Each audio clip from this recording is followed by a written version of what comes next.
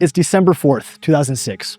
Ross A. McGinnis, a 19-year-old Army machine gunner, sits atop his armored Humvee, patrolling the war-torn streets of Baghdad, Iraq. Although just 19, McGinnis already knew something many men twice his age struggle to comprehend. One of the greatest callings in life is to sacrifice for others. That understanding first came to him as a kindergartner. When asked by his teacher what he wanted to be when he grew up, he responded, an army man. Now, over a decade later, as his patrol passes by a hollowed-out apartment building, chaos erupts. An insurgent's grenade lands inside of the Humvee through an open hatch. Without hesitation, McGinnis shouts, "Grenade!" And then, in an extraordinary moment of clarity, recognizing that the men inside the Humvee have nowhere to go, McGinnis throws himself onto the grenade, absorbing the explosion and saving the lives of his 4 fellow soldiers. That day, Ross gave his life so others could live. Stories like that of Ross McGinnis speak to something profound within us all. They remind us that the true measure of our lives isn't found in what we gain, but in what we give. This ideal is embodied perfectly in the greatest sacrifice ever made, the sacrifice of Jesus Christ. In John 15:13, the Savior taught, "Greater love hath no man than this, than a man lay down his life for his friends." This Memorial Day, we honor those who have sacrificed for our freedom, peace, and well-being. Whether soldiers like Ross, beloved family members, or our Savior himself. Let's reflect together on why we honor their sacrifice and how we can truly live in a way that respects their legacy. In the context of Memorial Day and other important national holidays, we often hear talk of sacrifice, but how well do we actually understand it? Sacrifice is about giving up something precious for something greater.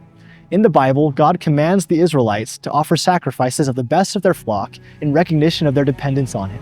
In this way, the Israelites sacrificed something precious, the life of a spotless lamb, for the greater cause of turning their hearts to God. Similarly, Christ gave His precious life so all repentant people can receive forgiveness and live with God forever. This idea of giving up something precious for something greater is central to America's identity, woven deeply into our Judeo-Christian heritage and the ideals of our nation.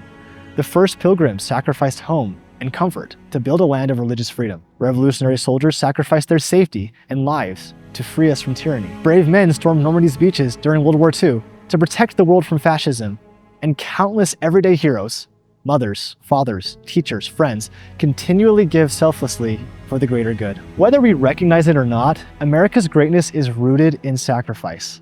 The noble willingness to put aside immediate desires for a higher purpose reflects humanity at its very best. America is not great because of her wealth, her influence, or her baseball teams.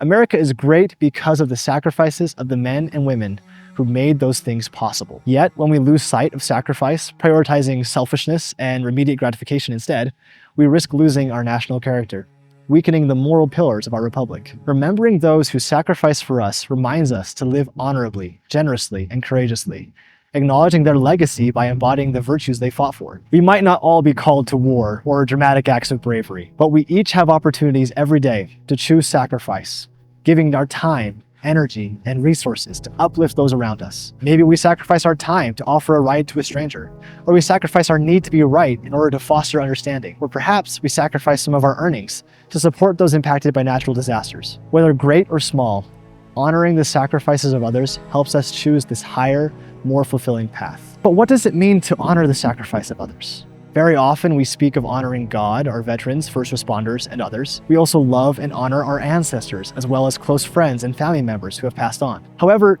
to honor means not only holding someone in high esteem, but living in alignment with the values for which they stood. True honor isn't merely expressed through words or ceremonies, though those are important, but more powerfully through actions. Honoring the fallen means actively upholding the freedoms, principles, and values they sacrificed to preserve. In our discipleship, we honor Christ's sacrifice by loving our neighbors, serving selflessly, and following His teachings. In civic life, we honor our veterans and founders by defending the Constitution, advocating for justice, and voting responsibly. Within our families, honor manifests as dedication, love, and loyalty, valuing relationships above temporary personal desires. Imagine a world where we don't just honor our heroes and our deceased loved ones by what we say, but by how we live. That world would closely resemble the kingdom of heaven on earth, a society rooted in kindness, sacrifice, integrity, and love. This Memorial Day, let's reflect deeply on the stories of heroes like Ross A. McGinnis. Let's truly honor their sacrifices